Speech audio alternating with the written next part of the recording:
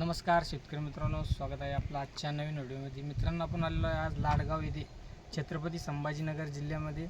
चला तर मुलाखतीला सुरुवात करूया, मालकांशी भेटूया. चला डायरेक्ट.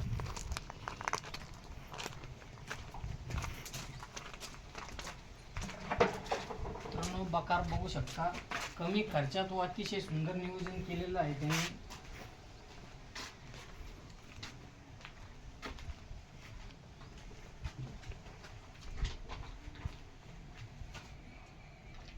परिचय सांगा. माझं नाव पांडुरंग विष्णू बागल, राहणार लाडगाव, तालुका जिल्हा छत्रपती संभाजीनगर.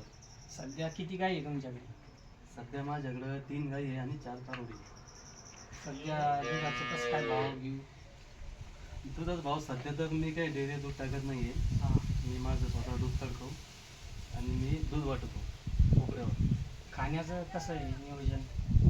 खाण्यात तुम्ही बघू शकता, एक टाईमला मूग घास टाकतोय आणि बाकी आपलं कांदी होते. हां, आणि त्यांना खाण्यासाठी असं उत्कृष्ट दर्जेदार आपलं हिरा कंपनीचं सुग्रास आहे. सध्या गाई कुठं बांधलेलं आहे? गाई रात्री आपल्या इथे सध्या, आता मी बाहेर बांधलेलं आहे. सावलीखाली. हो, सावलीत बांधले, तुम्ही बघू शकता. चला तर आपण गाईकडे जाऊया. सध्या किती लिटर दूध जातंय आपला आता डेलीला?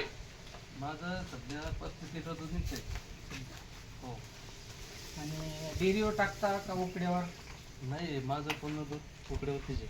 हां, मित्रांनो इकडे बघू शकता, मूर घास पण त्यांनी केलेला आहे. हे आपलं मूग घास मूर घासचं नियोजन, चाऱ्याचं स्टॉक भरपूर आहे. इकडं कांडी गवत आहे, सध्या ज्वारी पण पेरलेली आहे. इकडं पाण्याचा हौद, इकडं घास. चला आता गाईकडे जाऊया.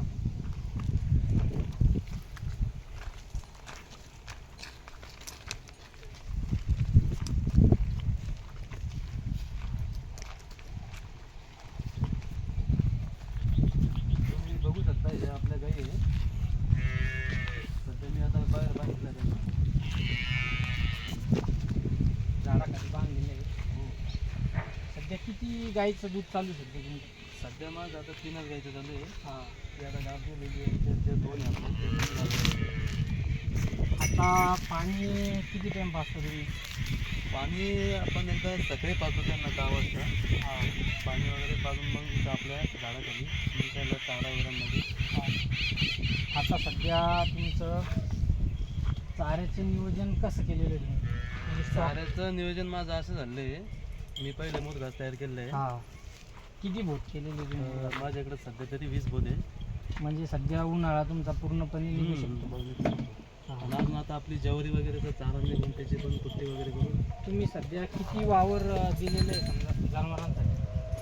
सध्या तर तुम्ही बघितलं, आता माझी बाकर आहे सध्या 3 गुंठ्यामध्ये. हां, आणि बाकी प्लॉटिंगमध्ये ढोर बांधलेली आहे बाहेर. माझं तिकडेच आहे सगळं. आणि हे थोडं म्हणजे इथं बांधलेलं आहे मी सध्या, आता जागा परत नाही इथं मला. तुमचं 35 लिटर दूध जातं. तुम्ही उकड्यावरच सर्व घालता का काही डेअरीवर पण टाकता? नाही, पूर्ण उघड्यावर. हां, काय भाव उकड्यावर? सध्या तर मी 45 रुपयानं घेतो त्यांच्याकडून. तुम्हाला पुरतं का ते 45 हो, रुपयाला? पुरतं मला पुरतं. आणि किती खर्च आहे महिन्याला तुमचा चाऱ्याचा असा? माझा महिन्याचा वैयक्तिक खर्च जातो जवळपास 16-17 हजार रुपये. हां, आणि मला जवळपास येतात मंथली 55,000 रुपये. 55,000. हो. तुमचं सगळं भागतं का ते?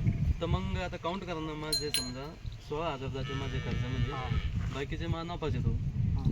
तुमचं सगळं चारा बिरा सगळं घरचं आहे का काही विकत आणता? नाही, माझं घरचं आहे सगळं. सध्या तरी घरचं देतोय मी, कारण पाणी पाऊस सगळं व्यवस्थित आहे. हां. त्याच्यामुळे काही टेन्शन नाही सध्या तरी. आता तुमच्या किती गाई जणलेल्या आहेत?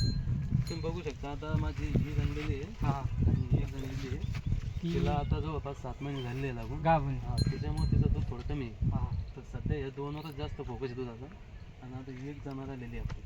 म्हणजे तुमचं दोन्ही टाईमचं 35 लिटर दूध निघतं का एका टाईम? नाही, दोन्ही टाईमचं. हां, हो, कारण माझ्या सध्या 2च आहे. आता 3 ते आणले नंतर जवळपास 40-45 लिटरपर्यंत जाईन मी. हां. आता तुम्ही सुग्रसमध्ये कोणती सुग्रस देता? सुग्रसमध्ये आपण हिंदुस्तान फीडची हिरा म्हणून आहे. हां, ती एकदम उत्कृष्ट सुग्रस आहे आपल्या दुधासाठी. हां. तर एका गाईला मी डेली 3 किलो देत होती एका टायमाला. एका टाईम हो. 3 किलो. दोन्ही टायमाचं 6. 6 किलो. तर तुमचं आता समजा नियोजन आता चाऱ्याचं पण झालेलं आहे. हो. तुम्ही घास बीस काही टाकलेलं नाही का? सध्या घास नाही टाकलेला हा. मी. कारण थोडी जागा माझी थोडी short आहे. तुम्ही काही गाई विकत घेतलेल्या आहे का काही हो घरच्या आहे? माझी ही विकत घेतलेली मी. हा ही पण विकत घेतलेली आहे. ही घरची आहे. हा. त्याच्यानंतर तुम्ही बघू शकता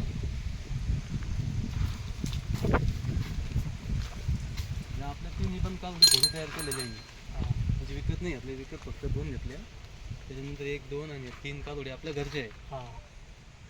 ती जनाला आलेली आहे का सर? हो एक का एक 15-20 दिवसात ती जण हा. बाकी एक गाभण आहे आणि ती अजून छोटी आहे. नियोजन मस्त आहे तुमचं, करा पण.